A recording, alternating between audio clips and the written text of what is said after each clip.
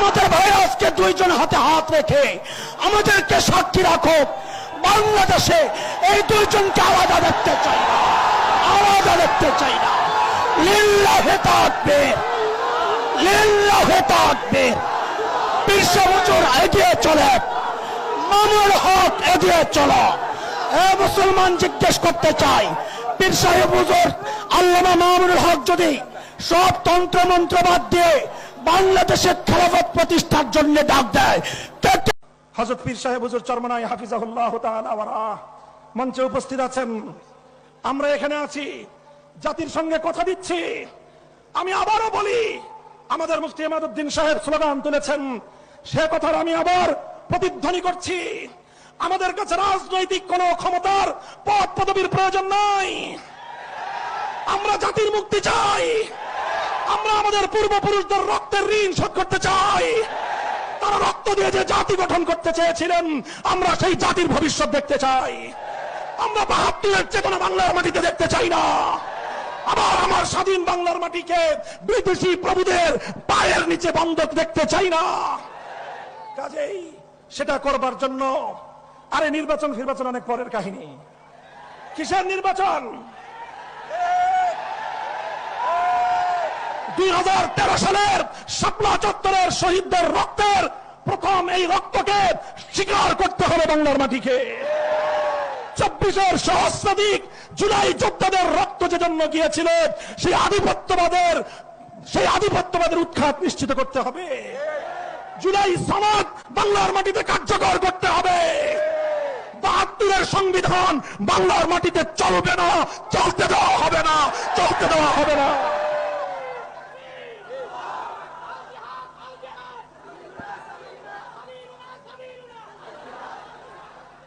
কাজেই আমি বাংলাদেশের সকল রাজনৈতিক পক্ষগুলোকে পরিষ্কার ভাষায় আমাদের বার্তা স্পষ্ট ভাষায় দিয়ে দিচ্ছি।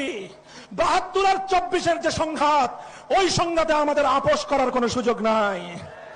২৪-এর রক্তের সঙ্গে গাদ্দারি করে যারা আবার ৭২-এর বাকশালী ব্যবস্থার দিকে ফিরে যেতে চান, আপনারা যদি শহীদ জিয়াউর রহমানের নাম মুখে উচ্চারণ করেন, তাহলে আপনাদের আরেকবার উজু করা দরকার। কাদেরকে হুজুর মাসলা শিখান? নিজের পূর্বপুরুষদের, নিজের দলের পূর্বপুরুষদের আদর্শ থেকে আপনারা বিচ্যুত হয়ে এ জাতির সঙ্গে ধোঁকাবাজি করবার রাজনীতি বাংলার মানুষ সহ্য করবে না। এছাড়া আসেন, আমরা অন্য কোনো কিছু নিয়ে আপনাদের সঙ্গে টানা হেঁচড়া হবে না। কিন্তু ২৪-এর বিপ্লবের পরবর্তী বাংলাদেশে ৭২-এর সেই বাকশালী ব্যবস্থা বাস্তবায়ন করতে গেলে আমাদের বুকের উপর দিয়ে, আমাদের লাশের উপর দিয়ে করতে হবে। আমরা জীবন দেব, রক্ত দেব, রক্তের সাগর বইবে, কিন্তু ২৪-এর বিপ্লব ব্যর্থ হতে দেব না ইনশাআল্লাহ। বাংলাদেশে আর সেই সকল স্বৈরাচারীদের ভাস্কর্য নামক মূর্তি স্থাপন হতে দেওয়া হবে না। সেই সঙ্গে এটাও বলে দেই, জুলাই যোদ্ধাদের নামে অথবা আমাদের মহান শহীদদের জন্য রাষ্ট্রীয় স্থাপনায় ভাস্কর্য নির্মাণ করবার বিপজ্জনক খেলা কেউ খেলবার চেষ্টা করবেন না। মনে রাখবেন, যদি আমাদের প্রাণ প্রিয় কলিজার টুকরা শহীদ আবু সাঈদ অথবা মুগ্ধদের যদি কেউ ভাস্কর্য নির্মাণ করতে চান, সেই ভাস্কর্যের সঙ্গে আমাদের সেই আচরণই হবে শেখ মুজিবুর রহমান সাহেবের ভাস্কর্যের সঙ্গে যে আচরণ করেছিলাম।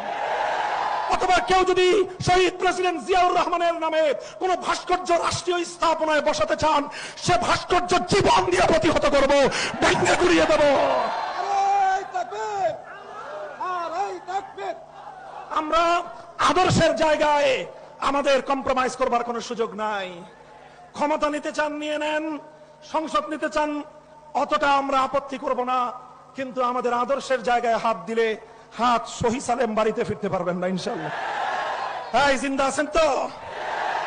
মাথায় কাফনের কাপড় বাঁধো, আবার জুলাইয়ের চেতনায় উজ্জীবিত হও, আবার শাপলার হাতিয়ার নিয়ে মাঠে নামতে হবে, মাঠে নামতে হবে, মাঠে নামতে হবে। আল্লাহ পাক কবুল করেন ইনশাআল্লাহ। কথা যা বললাম, অক্ষরে অক্ষরে যেন সেই কথার উপর অক্ষরে অক্ষরে যেন অবিচল থাকতে পারি শেষ নিঃশ্বাস পর্যন্ত, সেই দোয়া আমি আপনাদের কাছে চাই। আমাদের কথা যেন আমরা রক্ষা করতে পারি। আল্লাহ যেন আমাদের আগামীর বাংলাদেশকে ইসলামের অনুকূল বাংলাদেশ হিসেবে কবুল করেন।